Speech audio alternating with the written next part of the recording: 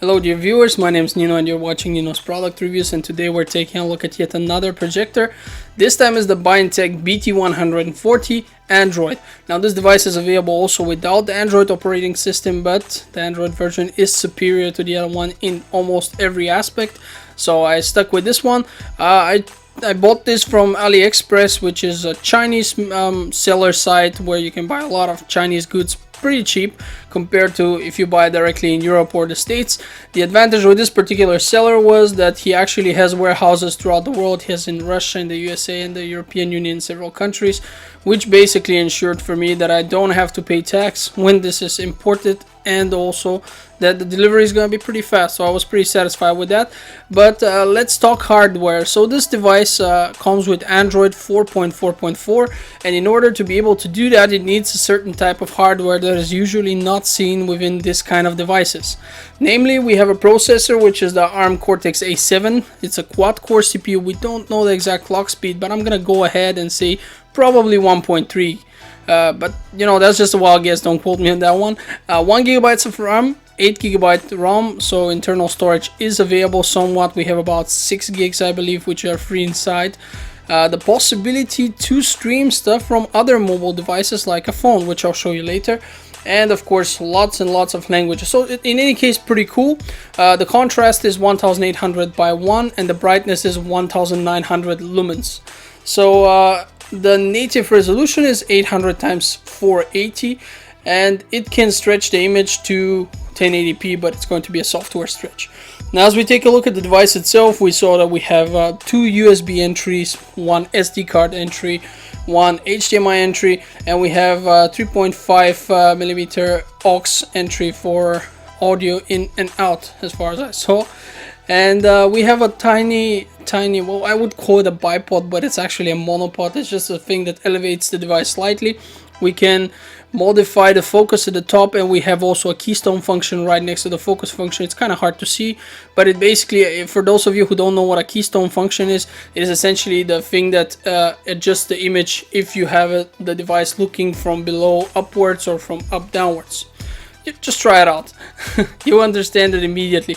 Now, currently I'm showing you that I'm not actually using the remote control which comes with this device. I've actually opted out of it and went with one of those mini keyboards with touchpad. Now, they're really comfortable, and since we have Android here, using the remote control is a torturous task, so I've actually decided not to do that, and with this device it works much better. Now, my first and most important task at the beginning was to conclude how big of a picture can we achieve with this at a distance of 2 meters, and I managed to get 130 centimeters in the diagonal. Now, for those of you who aren't familiar with the metric system, this is about 51 inch roughly. 50 to 51, it depends on several factors, but the distance, you know, is always the same. And as you can see, we have various applications installed here. You can use YouTube, you can use several other applications, you know, but I will just address the ones that I find most interesting. We do have Android here, so you can play a lot with this, and I wouldn't be surprised if I found some forums where people are actually modifying this device additionally. Now, the Android system feels pretty standard. Everyone who's held a phone in their hand is going to be fairly familiar, although it is reskinned to be more appropriate for using with this device. You can still modify it a little bit. You can check the storage, and of course you can check the device's Android system version and stuff like that. Standard fare, really. Nothing that interesting, but I decided to show it to you anyway because I often get specific questions about these things, like, can I change the language, and which Android do we have again, and did you check that? So I'm just, you know, I like showing this stuff so people can really see it with their own eyes and get these questions answered from the get-go. Now, if we move on to the actual functions of this device, we're going to find out that it offers quite a bit of them, and some very interesting ones. Now, while we may not have the application called Kodi here, we have another one which is actually called World TV app, and this one functions pretty much in the same way, with the only difference that here you don't need to set it up at all. The great thing is that it comes preset with a lot of channels from a lot of countries, covering a lot of languages. You can really choose these channels by category, by area, by language. You know, so you have a lot of freedom, and I really went out of my way. I even saw a channel from North Korea, pretty much the only channel they have. It didn't want to It didn't want to stream because my connection was too bad, or probably theirs actually. But this just goes to show you how much of a selection you have here. And the content, you know, the quality of the streams was excellent. As you can see here, it was the channels that aren't too far away from me were working really well. I had no problems. But also some of the English channels, which are really on the other end of the world for me, because I don't live in the States, worked great. I had no problems with them. So this application is actually really cool. I'm positively surprised. Usually when you do see something like that, you see it on Android boxes, and this is where this device kind of shines, because it is essentially a projector and an Android box. So in a way it is like an Android box which comes with its own monitor kind of. Now of course I've tested it with gaming options, and here we have GTA 5, and as you can see, while the quality of the video is not perfect, and I mean the fact that you're looking at recording through my camera means that in your eyes it's going to look even worse, but it actually is quite okay. You can read the descriptions. This is totally playable.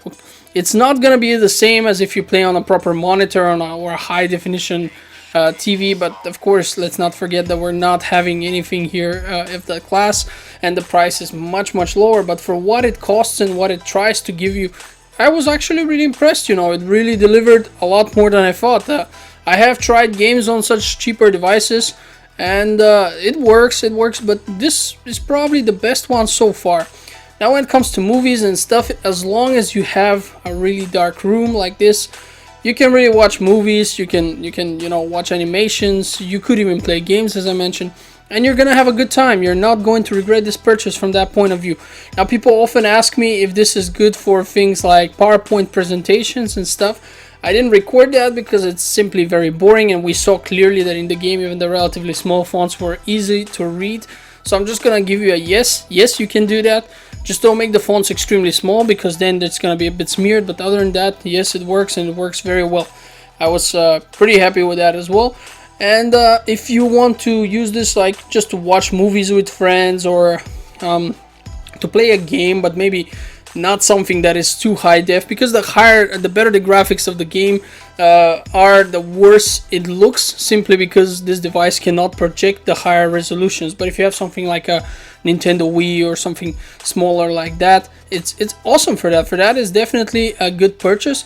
Now another thing that I'm going to show you in a second is the fact that this device can also connect to your phone directly and stream your phone's content. Now since this device is Android, it also has a Wi-Fi module, so you connect it to the internet for YouTube and things like that, and thus it can also be used to cast your phone screen.